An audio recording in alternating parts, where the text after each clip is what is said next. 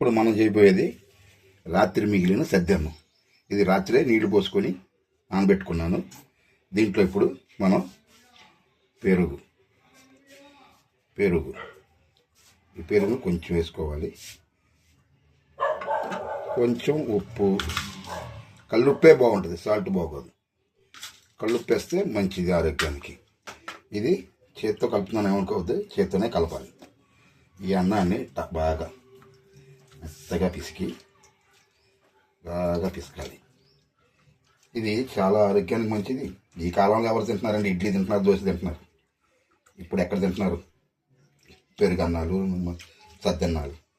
ఈ సద్దన్నానికి ఉన్నంత ప్రాముఖ్యత ఎక్కడ ఉండదండి. చాలా బాగుంటుంది. ఇది ఇంత బాగా మెదిపి బాగా కలిపి ఒక గిన్నెలోకి తీసుకోవాలి. ఒక గిన్నెలోకి తీసుకొని చూడండి ఇంత బాగుంటుంది. కలకడ ఇంత బాగా పిసుక్కోవాలి. బాగా పిసుక్కొని కొంచెం ఉప్పు వేసుకున్నాం, సరిపోదు. అది కల్లుప్పుకుంటేనే బాగుంటుంది.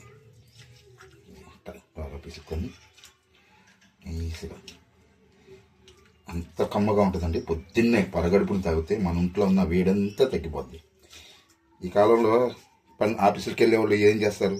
ఏమీ చేయలేరు.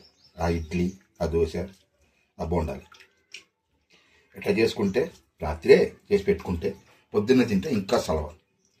చాలా బాగుంటుంది.